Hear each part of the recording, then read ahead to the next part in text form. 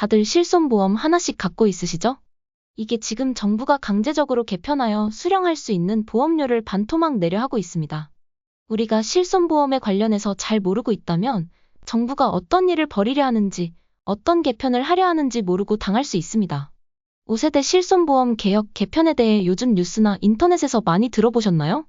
최근 들어 가입할 수 있는 실손보험은 초반에 납입하는 보험료는 낮지만 할증이라는 개념이 추가되어 점점 보험료가 올라가며 보장받는 보험료는 반토막 이상 내고 있다고 합니다. 몇 세대 실손보험, 1세대, 3세대 실손보험 하는데 솔직히 저도 관심을 가지고 알아보기 전까지 잘 몰랐습니다. 하지만 이번 영상을 통해 세대별 실손보험에 대해 잘 알아가시고 실손보험 개혁에 절대 손해보지 마시길 바랍니다.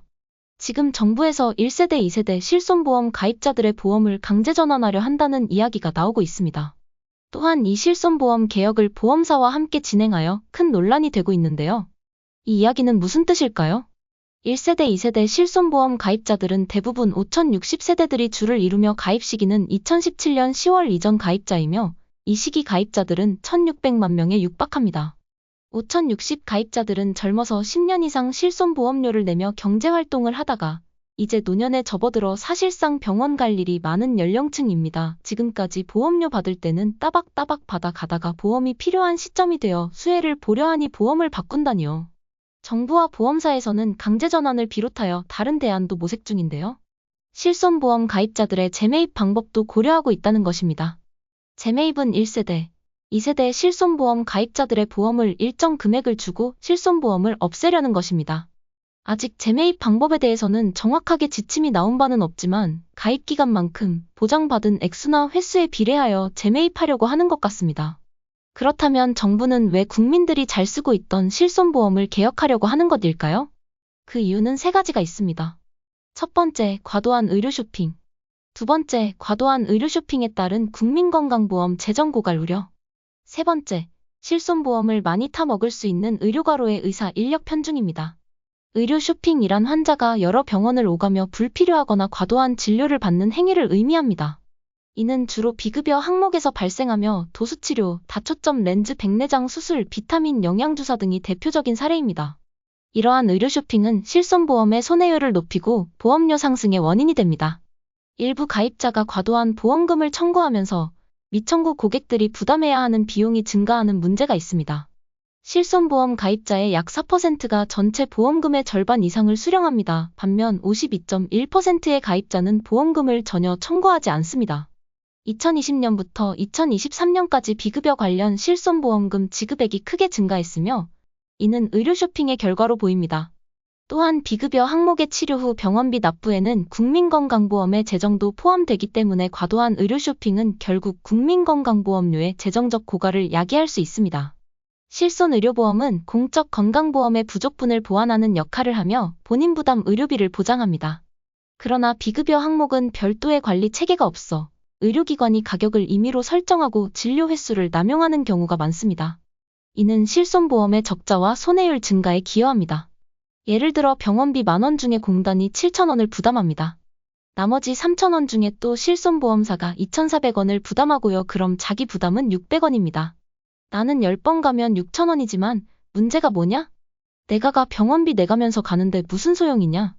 내 보험사가 돈 더 많이 내면 되는 거지. 하지만 문제점은 바로 공단 부담금이 10번 돌아갑니다.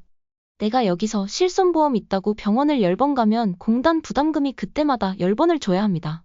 10,000원 중에 나는 600원 부담하니까 10번 가서 6,000원밖에 안 됩니다. 근데 건보는 7,000원을 번 부담에 10번 가면 70,000원이 나갑니다. 그러니까 가격 기능이 상실되는 겁니다.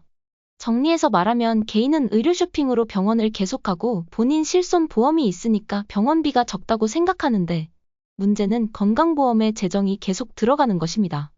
건강보험이 계속 부담되고 있으니 건강보험 부담금이 증가되고 고갈된다는 문제가 발생합니다.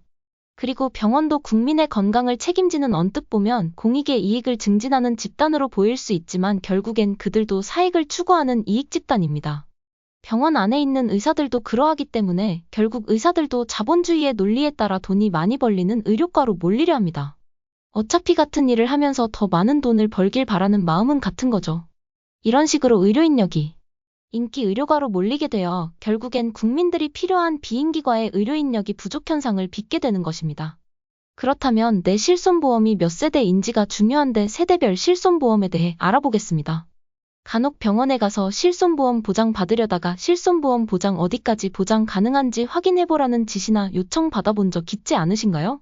그게 바로 자신이 가입한 실손보험에 따라 보장 범위가 다르기 때문에 보장에 해당하는 건지 보장 범위가 어디까지인지 의료행위 혹은 수납 전에 알아보는 행위입니다. 그럼 세대별 실손보험의 보장 범위와 특징들에 대해 알아볼까요? 먼저 1세대 실손보험의 판매 시기는 09년 9월 이전이며 보장 구조는 보험사별로 보장 내용이 상이합니다. 하지만 최초의 실손보험인 만큼 보장이 좋다고 하는데요. 자기부담금도 손해보험사 가입 시 0%, 생명보험사 가입 시 20%만 부담하면 되네요. 또한 보험기간도 가장 긴 80세 또는 100세, 갱신주기는 3년 혹은 5년입니다. 가장 중요한 비급여 항목은 제한 없이 청구가 가능했네요. 이어서 2세대 실손보험의 판매 시기는 09년 10월부터 17년 3월까지였으며 우리나라에서 가입자가 가장 많은 실손보험입니다. 2세대 실손보험은 자기부담금 제도가 최초 도입된 특징이 있습니다. 1세대는 자기부담금이 없었는데 말이죠. 손해율이 높아지자 보험사에서 자기부담금, 즉 가입자가 어느 정도 부담해야 하는 금액을 만든 것이죠. 저도 2세대 실손보험 가입자인데요. 이 영상 만들면서 보장기간을 보니 올해 5월이 만기더라고요. 좀 더 찾아보니 15년 후 재가입해야 할 시기가 벌써 돌아온 것이죠.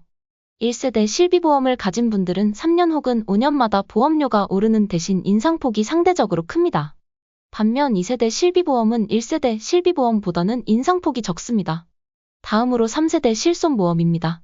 3세대 실손보험은 17년 4월부터 21년 6월까지 판매 기간을 가졌습니다. 주요한 내용으로는 비급여 3종이 특약으로 분리되었습니다. 비급여 3종은 주사제, 도수치료가 1종, 체외충격파 치료 2종, 증식치료, 비급여 MRA 영상진단이 3종으로 구성되어 있습니다. 또한 3세대 실손보험은 자기부담금 비율이 증가하였으며 갱신주기는 1년입니다. 이어서 4세대 실손보험은 21년 7월부터 현재까지 판매기간을 가졌던 보험입니다. 비급여 항목 전체가 특약으로 분리되었습니다. 따라서 비급여 전체 항목에 대해 실비 청구를 하려면 앞서 언급한 특약을 가입해야 보장받을 수 있습니다. 자기부담금이 비급여 항목에서 30%까지 증가하였습니다. 또한 비급여 항목 청구 횟수와 금액에 따라 보험료 상승폭이 달라졌습니다. 자기부담금이 높아지는 대신 보험료가 이전 세대 대비 저렴하다는 것이 특징인데 1년 주기의 갱신기간을 거치면 비싸지는 것은 마찬가지라고 하네요.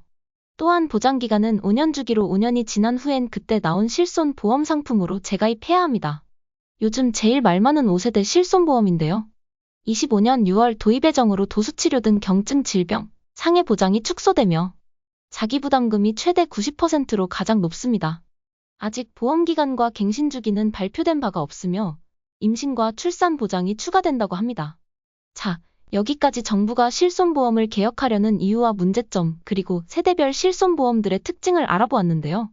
지금 본인의 실손보험에 대해 잘 알아본 후 본인의 실손보험의 보장 범위와 보장 연수를 확인해 보신 후 정부의 실손보험 개혁에 따른 대응에 잘 반응하시길 바랍니다.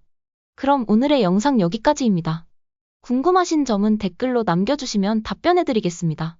앞으로 중년, 노년 생활에 유용한 정보들을 알려드릴 테니 구독과 좋아요 한 번씩만 부탁드리며 이 정보를 꼭 아셨으면 하는 소중한 분들에게 공유하기 부탁드립니다. 시청해주셔서 감사합니다.